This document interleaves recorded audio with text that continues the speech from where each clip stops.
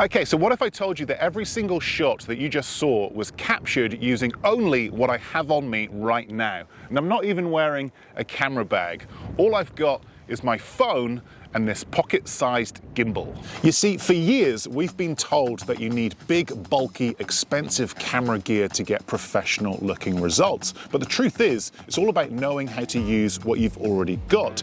You see, your phone already has an incredible camera, but the problem is the default app locks away its true potential. So today, I'm gonna be putting that to the test. I'm gonna be pairing my phone with the Insta360 Flow 2 Pro gimbal and the free Blackmagic camera app. And today's challenge is simple. Can we make this tiny portable setup deliver shots that look like they came from a high-end cinema camera? I'm going to walk you through this setup, the best camera settings, plus give you some tips for creating cinematic motion.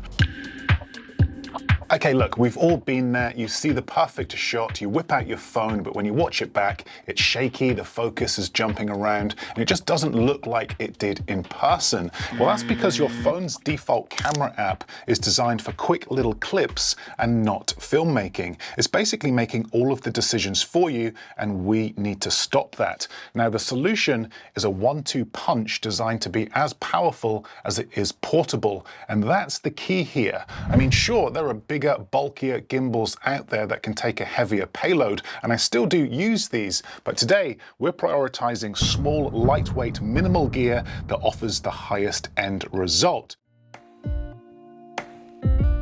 Okay, so with our camera settings dialed in, let's capture some cinematic motion. Here are 5 essential camera movements that this setup makes effortless. Okay, first up, we've got the reveal. Now, this is one of those moves that feels almost too simple for how effective it is. So start with your camera behind something and then smoothly slide the camera out to reveal your subject or location. Reveals are great if you want to introduce a new location or highlight a detail, or just guide the viewer's attention without shouting for it. Here you can see I've used foreground elements to reveal the harbor, but you can do the same thing with something as small as a flag flapping in the wind, for example. The gimbal keeps the motion smooth so that the movement feels intentional rather than accidental.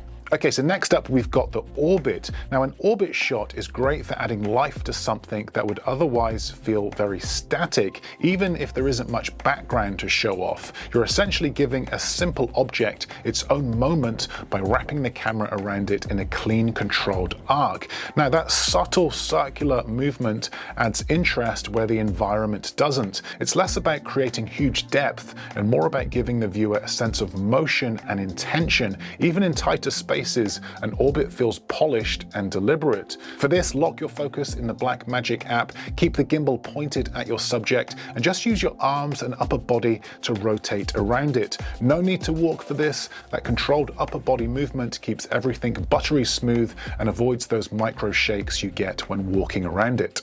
Okay, next up we've got the parallax shot. Now, this shot is all about creating depth and adding a sense of space to your footage. So look for scenes with clear foreground, midground, and background elements. You could use walls, bushes, or railings, for example. Now, as you move sideways, keep your camera pointed straight ahead. The gimbal will smooth out the motion, and the result is this natural parallax effect. Foreground elements slide past faster than the background, giving your shot instant dimension.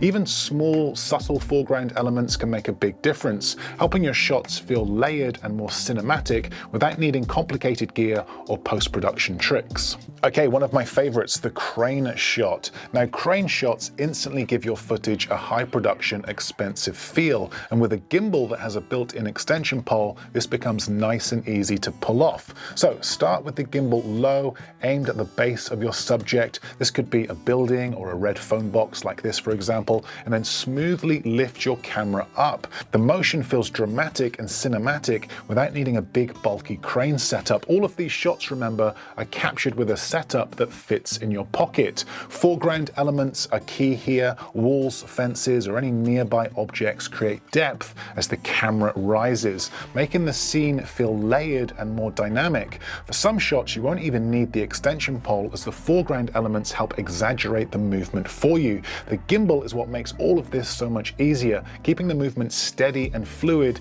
so that your shots feel intentional and professional, even with just a phone. Okay, another classic here, the wide angle slow motion shot. Now this shot is perfect for adding a sense of wonder and drawing attention to your scene. Now, a number of ways that you can pull this off. One of my favorites is to get the camera nice and low to the ground and push forward slowly, like at the beach, for example. This low perspective picks out textures on the ground and make the scene feel alive. Foreground elements are key here. You could shoot through the gap in a fence, for example. This adds depth and interest. Shooting low highlights textures on the ground, while shooting from a slightly higher angle shifts the focus more towards your subject or location in the distance. So look, is this setup perfect? No. Does it capture shots that look like a high-end cinema camera? Well, let me know. What do you think? I'd love to know your thoughts. To say how small and compact this setup is, I think it did a pretty good job.